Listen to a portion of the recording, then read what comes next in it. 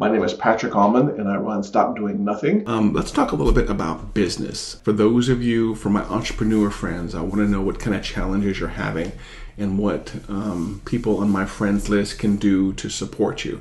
It's no secret I run a marketing automation and a lead generation and a website building business.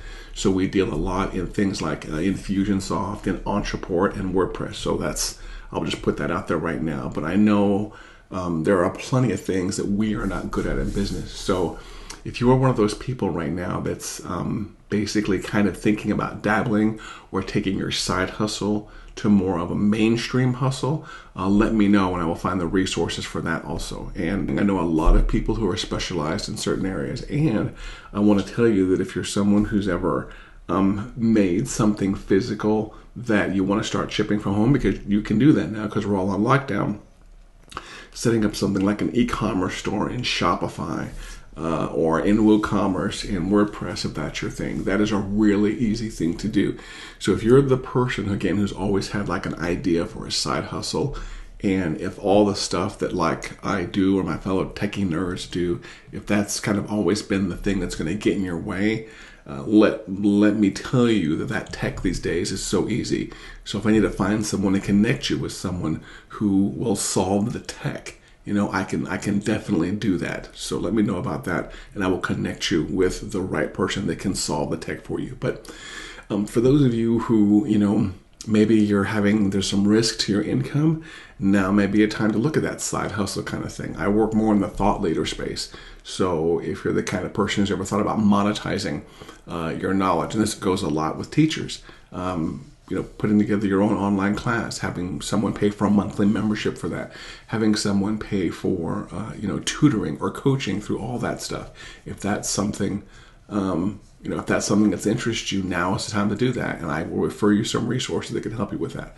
Let's see what Chloe says here. I honestly don't really know what to do. It feels terrible trying to sell websites when people are struggling so much. I completely understand that feeling.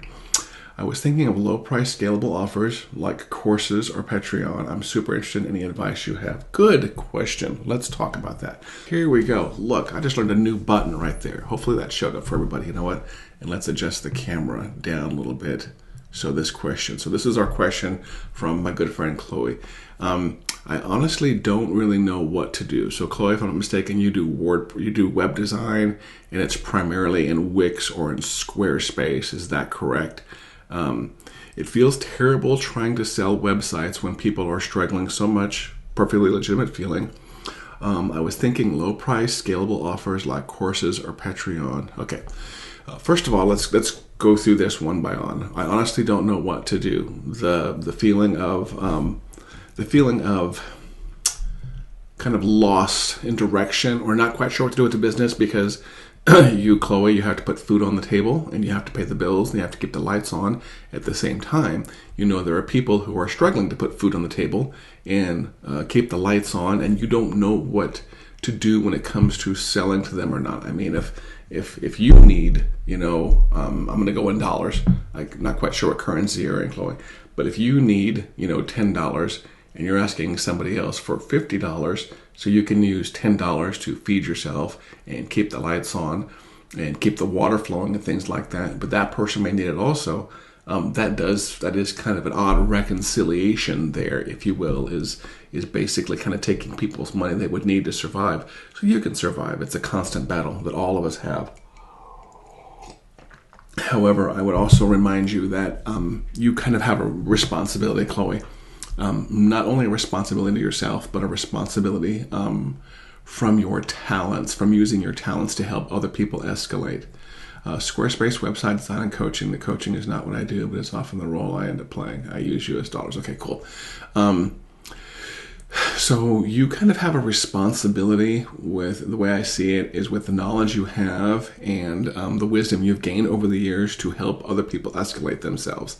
So your market is not the person who's teetering on the edge, who's holding on to and gripping every dollar. That is not your target market. That person needs to save their money and needs to come nowhere near a web designer.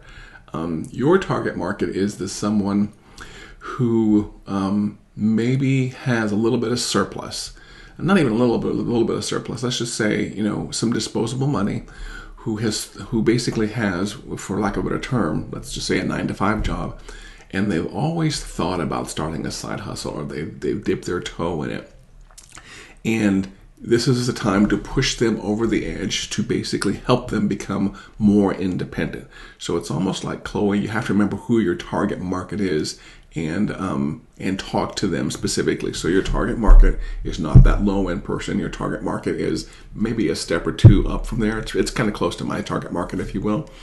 I would also maybe encourage you, so let me say, it feels terrible trying to sell websites when people are struggling so much. Yeah, but then again, the money is someplace. Somebody has the money, for lack of a better term. It's not going to be the low-end person. It's going to be the mid to upper mid-level person, if not the high-end person. So it's not like the money has disappeared. It's just all of us are holding it on to a lot tighter, and we're being very picky with our choices. So again, it's the target market you want to talk to. You don't want to talk to that struggling person who's maybe unemployed right now. You want to talk to that person who was really tight with their money before, and they're ready to expand, and they're ready to do a lot more with it and basically help provide for themselves, because of their regular 9-to-5 Monday through Friday job may be high risk right now. I was thinking of low price scalable offers like courses or Patreon. First of all, Patreon, I think that's how you say it. I feel guilty. Yes, and it's always important. And even Chloe, even I have a free Facebook group I give advice in. So there's nothing wrong with having a place where you give free advice in, but at the same time you want to charge, and charge well for the work that you're doing. I was thinking about low price scalable offers like courses or Patreon. First of all, you and I both know, Chloe, that you should have had that a long time ago, so please get on that. Courses are easy, evergreen income. You record 10, 20 videos. You put those in a membership site. You charge somebody $49 or $97, whatever you want to, for the course. And it's evergreen money. It's almost like that one and done thing, and it's a good add-on forever coaching. Patreon, I'm not a big fan of, just because it's like super low cost. Like, correct me if I'm wrong, I think with Patreon, somebody can give you like $5 or $10, and you give them a shout out. I think I might have actually signed up for a Patreon account at one point. I'm not quite sure. I was just never really a huge fan of that business model, because it feels just so low end to me, for people paying for shout outs, if you will. However, here's the thing, Chloe, here's the advantage that you have that I don't have. Number one, you're a woman, so you may do better in that market, and also you have a very unique. You can't be very unique. That's one thing I learned from Jed Bartlett. You can't have something that's very unique. You have a unique accent. You're from a country that a lot of people are jealous of, or they idolize, if you will. So your target market may be someone in the U.S. who wants maybe like a shout out with your unique voice. I think Patreon though also has like a monthly business model, so that's the one I think you're talking about right there. That to me is just, I just don't like the idea of going through somebody else's software like that, where you're like in a market. That's something else about those services like Patreon is you're in a giant market with celebs and with a bunch of other people. So when someone's going to go there and shop for that stuff, how are they going to find you? How are you going to stand out if Bono, if Bono's doing shout outs, or if Madonna's doing shout outs, or if a second-rate 20, 30, 50-year-old movie star who people love is doing shout outs. So to me, Patreon kind of puts you in the same marketplace with everybody else. It kind of levels you and lowers your visibility. The coaching one, I'm a huge fan of that. Please keep that up, especially maybe some different coaching levels or some masterminds to teach people to do what you do. That's an excellent idea. Recurring income. I don't know what platform you use, Chloe, and I'd be interested. I myself am a fan of Entreport and Infusionsoft. Right now, I seem to be pushing a lot more people towards Entreport for my coaching business models, and for my recurring income business models, and for my membership sites, even for hosting full businesses. And I'm not going to sit here and plug that platform too much, but I have basically found that all-in-one platform that if you are a teacher, or you're someone who wants to get into coaching or building a recurring income business, and you want a platform that's like one and done, Entreport is what I'm really pushing these days. I'm using it with people that are just getting started. I'm using it with people that are making, hitting close to $1 million a month. The platform is just amazing. ONTRAPROT, and I'll post a link when the chat is done for people to see that. So low price, just be careful about the low price. I mean, it's oftentimes, I think that when we're tight on money, we really think about going low price on things, or we really think about scaling back, or maybe I'll just keep it low price for now. Squarespace, okay, whatever works. You know me, I'm pretty much platform agnostic, just get paid. We're oftentimes tempted to give away things for free, or go really low price for now, or, oh, hey, I'll cut my coaching price in half for the time being. I think there is a time and place for that. However, you have to remember that you need to put food on the table just like somebody else needs to put food on the table. And so whenever I give pricing advice, for example, for somebody that wants to sell something, I actually lean more towards the heavier side, or the upper end of pricing. It makes you stand out a little bit more. It allows you to offer a little bit more, if you will, a little bit more when it comes to value. I mean, think about that. When you go shopping for something online, you go shopping for a course, and or let's say a WordPress course. You go shopping for not a WordPress course, a Facebook ad course, because I do a lot of Facebook ads. Let's say you go shopping for a Facebook ads course, and you find a course, it's like $27. That is maybe a great quality course, or maybe even $9. Those really low ends are the ones that really give me. You ever seen those Facebook ads where someone's like, I've got $7,000 worth of value in this Facebook course, and this week only I'm going to sell it for $9. Whenever I see stuff like that, I absolutely run away, because if you really have $7,000 of value, you will never ever give it away for $9. I'm sorry. So when I just really get apprehensive when I see people that want to go, towards the low end. I've got some coaching clients that have come, have suggested that before. Is maybe we don't want to do a $297 course or a $497 course. Maybe we want to do it like $7 for now, and then we'll boost it up to $27 later, and then we'll boost it up to $37 later. No. If you have a really good offering and you're a person who's coaching or teaching other people, be very proud of what you charge. And I'm not going to say you want to make people squirm a little bit, but you want to make people think you're serious when it comes to your service offering. I even have to admit, last week I put my offer out to someone that actually reached out to me, and I gave them the investment for using me.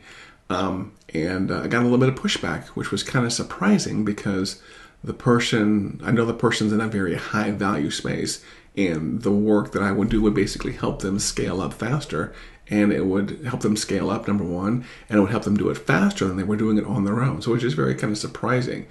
So you have to kind of change this mindset that people are almost like your course that you're offering will basically multiply someone's income faster. So for example, when someone's thinking about investing, in a course with me, let's say it's a $3,000 course, and I always try to go off the value proposition. Like, when you take this $3,000 course from me, or this $1,000 course, or this $97 course, whatever it is, the knowledge you will gain from that will be exponentially.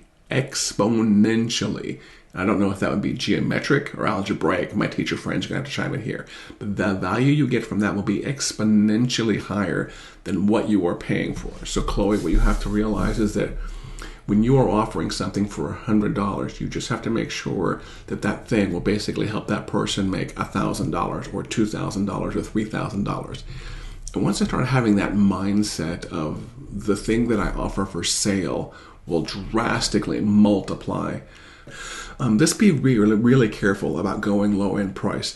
Chris and Phil, I actually love your comments on her question right here on the screen we're kind of covering. She's struggling. She's my friend Chloe from Scotland, and she's struggling what to do when it comes to basically asking people for money when we're all kind of hitting hard times here. And I know Chris is very proud of her value offering because she's very good at what she does, working with federal employees. And Phil, the same way. These are three people that I know have basically kind of solved that entrepreneurial puzzle. It is always a little bit of a struggle, but they've become very comfortable with their pricing. And I can guarantee you, neither one of these two friends sell anything for $4 or $9 or $7 or $17, just because it comes with experience. And Chloe, I'm going to tell you that you had a comment up here, Chloe. I was going to read. I 100%, here we go. We're going to add this to the broadcast.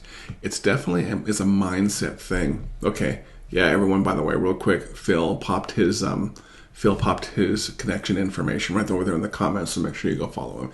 It definitely is a mindset thing. I 100% have a poor person's mindset. Yeah, maybe you could call it a poor person's mindset. I might think of it more along the lines of you haven't yet learned how to express your value. You, as a business owner, you kind of have to have a different mindset than a person who with a checkbook. As a business owner who brings value to the market, you have to have more of the mindset of I charge X and but my X that I charge will basically bring back X times 100 value to someone's life right there. And it's important to recognize that the people that are prime for your services are those people that, again, are on the edge.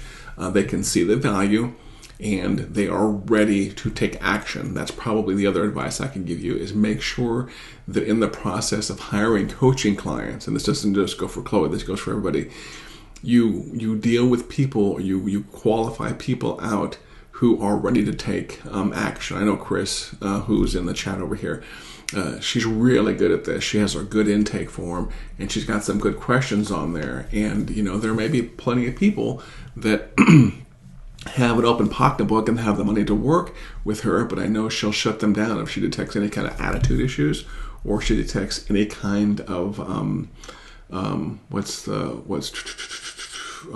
attitude issues, or just any kind of lack of willing to take action issues. Let's pop her comment up on the screen here. Chris says, we have a responsibility to get our value out to the world to help everyone recover. Great words there. As entrepreneurs, we need to take that responsibility seriously. Cool. Chris is basically saying what Jay Abraham says in a video that every time I give a presentation of any type, I really pimp out this video.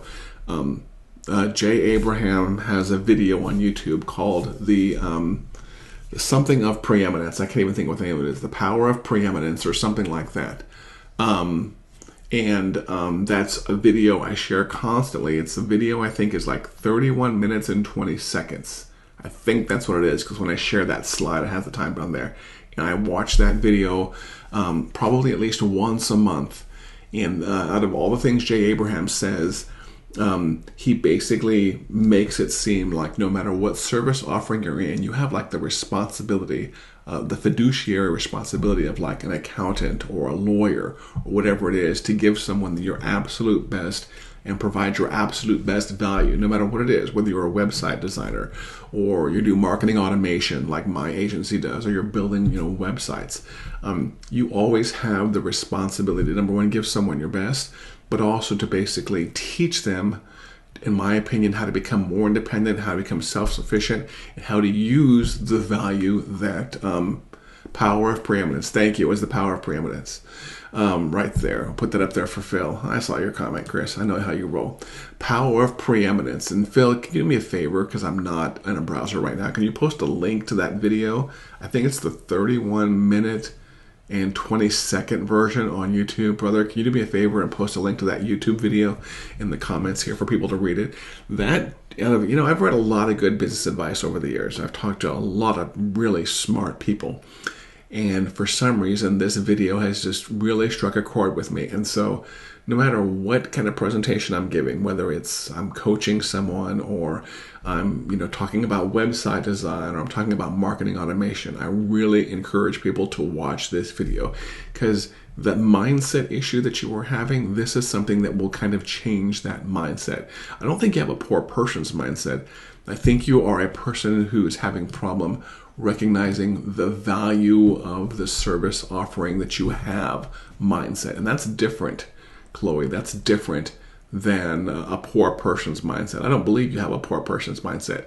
That's just my opinion. I think it's kind of a different business mindset. And let's see, what is create? Okay, here we go. Power of preeminence. So Phil posted that link right there. You guys, please go watch that video. If you missed it, it's right there. You guys can. You're not going to type that out. You're going to click on that. And let's again cover. This is for those of you that missed this from my good advice from my friend Chris Kowalik. This is, I think, something in her checkoff sheet right here. No assholes when it comes to working with people. And I mean, if you're a person who's uncomfortable with adult language, that may seem like somewhat severe to you. Well, let's not call them assholes. Let's call them something else. Let's call them challenging people. No, you know what? I'm an adult. I'm over the age of 25. If someone's an asshole, I can call them an asshole. If I choose not to work with someone because they're an asshole, you know what? That's what it is. Now, we're not going to call people assholes to their face. Come on. Yes, I love my shirt. We're not going to call people assholes to their face, but you know what? Internally, you can use that word. And what kind of qualifies people for an asshole, or what kind of, no, we're all qualified to have one. But you know what the mindset is of people that can be assholes. In your area, Chloe, I would say the kind of the advice I would give to you, and I'd love Chris's and Phil's advice to chime in here also, I would say come up with a list of criteria that basically are danger or warning signs that you find out from every single person on an intake call to figure out whether or not they are going to be a good person to work with. They could be things like you could get, pick general overall attitude. Does somebody show up on time for appointments?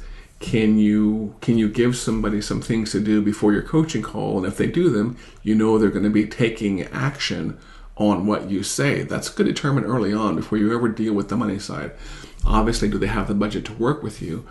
But I would just come up with a checklist of items in your business. I mean, not in your head. Actually, physically write down a checklist of items. And on your initial call with people, figure out these 5 things or these 7 things. Has to be a prime number, of course. But figure out these things that would disqualify someone and make someone a bad fit for you. And, you can contact any one of these people in the chat here, and they will have gone through that also. Oh, good point, Phil. Thank you. Let's pop this up on the screen right here. If they can't explain clearly why now is time to do this, seldom do they take action on what I teach. So what Phil is saying here is that they have to have a reason now. They may have, let's say, I'm going to use Phil as an example here. He won't mind this at all. They may have talked to Phil over the years. They may have known for 2 years that Phil does LinkedIn. And they may have been in casual conversations over drinks or whatever. And all of a sudden one day they call Phil out of the blue and they're like, now, what does it cost Phil now? I want to do it now. They don't care about what it costs. And Phil may say, slow your roll, brother. Why now? Why now versus yesterday? Why now versus last week? Why now versus last month? And I think what Phil is saying is if they can't answer that question quantifiably, if they can't answer that question with a very good reason, and if they can't answer that question with some kind of motivation or way to indicate that they are willing to take the steps now, then they may not be a good fit. That's a very good reply there, Phil. So if they can't explain clearly why now is the time to do this, seldom do they take action on what I teach. You guys, I am big on the word action. Where am I? Stop doing nothing. I'm big on the word action. So that one definitely has to a big deal for me. For those of you that have been watching from the beginning, thank you very much. And for those of you that kind of tuned in towards the end, thank you for watching. And for those of you who think that you have a good friend that might need some business advice, please tag them in the comments so they watch the whole video. And share this possibly on your timeline if you have people who are always looking for really smart business people. Not that I'm the smart business person. I'm just kind of reiterating the words of Chris and Phil and Chloe and all of you here. And we will sign off with this comment right here. To my friend Chloe, all my love to you all. Have the most wonderful day.